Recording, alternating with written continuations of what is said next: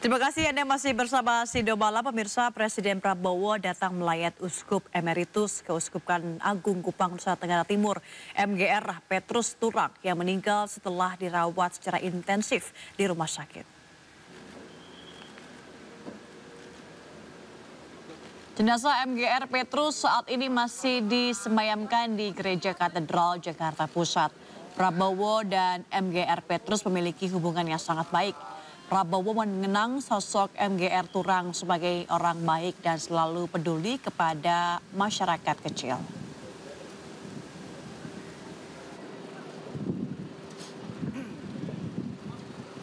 Ya, saya kira sebagai manusia kita memberi penghormatan kita, ya. Saya ucapkan bela sungkawa ke keluarganya semua. Saya kira itu. Ada pesan-pesan yang pernah dibilang di sana Pak Prabowo, Pak? Iya, beliau orang baik, ya. Selalu berpikir positif dan beliau selalu kerja untuk rakyat kecil. Itu yang saya tahu. Pemirsa, siang tadi jenazah Rey Sahetapi dimakamkan di TPU Tanah Kusir. Sekitar pukul 11, jenazah Rey Sahetapi dibawa ke Masjid Istiqlal untuk disolatkan usai sholat Jumat.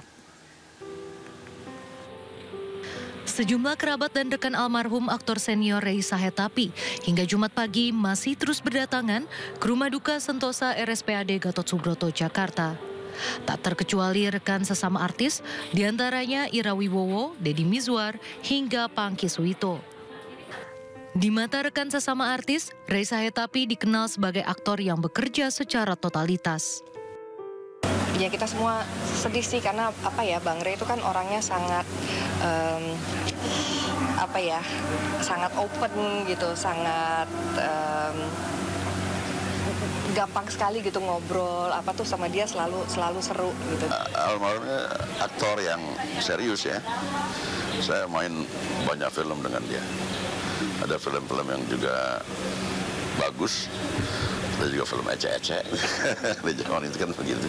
Sosok yang luar biasa dan dia selalu menggaungkan Nusantara. Tapi saya jujur kehilangan juga ya. Karena dia orang baik dan selalu sama siapapun selalu komunikasi yang baik. Jadi jenazah Rey Sahetapi dimakamkan pukul 2 siang tadi di TPU Tanah Kusir. Sebelum dimakamkan, jenazah Rey disolatkan terlebih dahulu di Masjid Istiqlal siang tadi setelah pelaksanaan sholat Jumat. Dari Jakarta, Tim Liputan iNews melaporkan. Pemirsa, tim SAR gabungan mulai melakukan pembersihan reruntuhan bangunan yang terdampak gempa dahsyat di Myanmar. Hingga Jumat, korban tewas akibat gempa magnitudo 7,7 tersebut mencapai lebih dari 3.000 orang.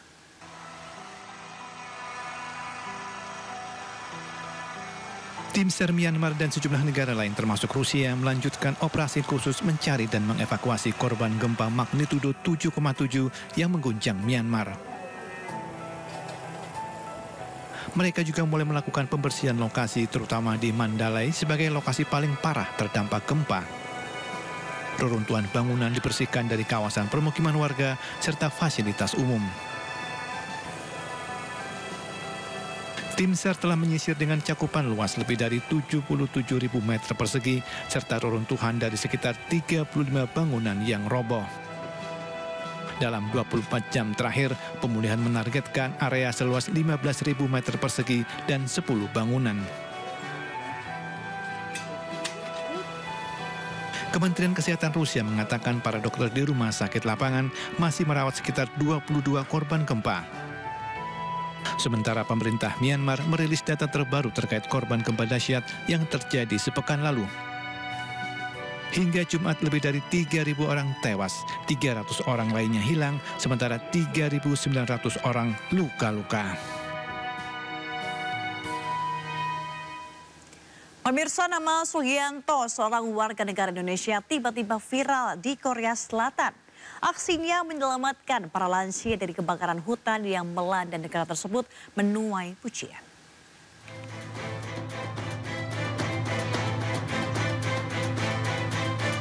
Nama Sugianto, seorang warga Indonesia yang bekerja di Korea Selatan, tiba-tiba terkenal. Dirinya menyelamatkan puluhan lansia di Korea saat kebakaran hutan besar melanda negara tersebut. Sugianto merupakan seorang nelayan yang bekerja di Korea, tempatnya di daerah Yeongdeok, Gyeongsang. Pada malam hari saat kebakaran melanda, Sugianto bersama kepala desa setempat berlari dari rumah ke rumah untuk menginformasikan warga bahwa api akan datang. Sugianto bersama kepala desa menggendong para warga lansia sejauh 30 meter ke pembatas laut. Warga pun berterima kasih dan mengungkapkan rasa syukur atas pertolongan Sugianto. Sugianto sudah bekerja sebagai nelayan di Korea sejak 8 tahun lalu menggunakan visa kerja. Ia lancar berkomunikasi dengan warga lokal menggunakan bahasa Korea. Sugianto sendiri memiliki anak berusia 5 tahun dan istri yang berada di Indonesia. Atas jasanya itu, Korea Selatan mempertimbangkan visa jangka panjang untuk Sugianto. 시골에는 더 빨리 자요. 연기가 많이 오니까 숨쉬기 힘들잖아요. Sebelumnya, kebakaran hutan di Gyeongsang Utara, Korea Selatan, menghanguskan lebih dari 38.000 hektar. Kebakaran bahkan juga menelan korban jiwa 28 orang dan puluhan orang terluka. Sementara kurang lebih 3.000 orang dievakuasi.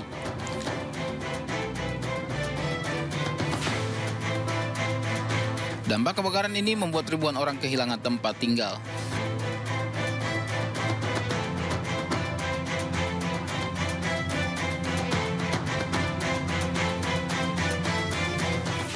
Pemerintah Indonesia akan memberikan penghargaan kepada Sugianto, nelayan asal Indonesia yang menolong lansia di Korea Selatan saat kebakaran hebat. Bantuan akan diberikan melalui keluarga Sugianto yang berada di Indramayu.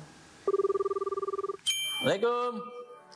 Waalaikumsalam warahmatullahi wabarakatuh. Sugianto, gimana? Lebaran di sana gimana? Lebaran di sini ya kayak gini. Di sana udah berapa tahun Mas Sugianto? 8 tahun, Pak. Pak kerja di apa? Sektor apa? Fishing. Oh, di fishing. Yang one day fishing atau di Karambah budidaya? Tangkap ikan. Oh, tangkap. Berarti lewat 12 mil. Saya selaku Menteri Perlindungan Pekerja Migran Indonesia sangat bangga dan mengapresiasi. Pemirsa, dari ajang Piala Asia U17, Timnas Indonesia akan menghadapi Korea Selatan di Stadion Prince Abdullah Al Faisal, Jeddah, Arab Saudi. Duel tersebut diprediksi akan berlangsung berat bagi skuad Garuda Asia, mengingat lawan yang dihadapi merupakan tim yang kuat. Timnas U17 akan mengarungi perjuangan di Piala Asia U17 2025 yang berlangsung di Arab Saudi 3 hingga 20 April 2025. Malam ini di laga perdana fase grup C yang digelar di Prince Abdullah Al Faisal Stadium Arab Saudi, anak asuh pelatih Nova Arianto akan menghadapi Korea Selatan. Bek Timnas Indonesia U17 Putu Panji mengakui Timnas Korea Selatan U17 menjadi lawan terkuat di grup C Piala Asia U17 2025. Namun ia menegaskan skuad Garuda Asia tidak gentar. Semua sudah siap dari segi fisik dan taktikal. Kita juga sudah mempelajari bagaimana cara Korea bermain, tinggal bagaimana kita bisa berimprovisasi pada saat di lapangan nanti. Saya akui Korea adalah lawan yang paling kuat di fase grup, tapi itu tidak menjadi alasan kami bermain dengan beban dan bermain pantang menyerah. 3 poin besok. Para pemain dalam kondisi siap, baik secara fisik dan teknik. Seluruh pemain akan berjuang demi meraih hasil positif di laga malam nanti. Ya, Korea salah satu tim yang kita waspadai ya di grup ini ya, dan saya lihat pemain-pemain Korea cukup baik. Dari video yang saya lihat bagaimana kita menganalisa Korea menjadi salah satu tim yang terkuat di grup ini, tapi saya berharap pemain punya mental yang kuat besok dan kita bisa tampil maksimal besok.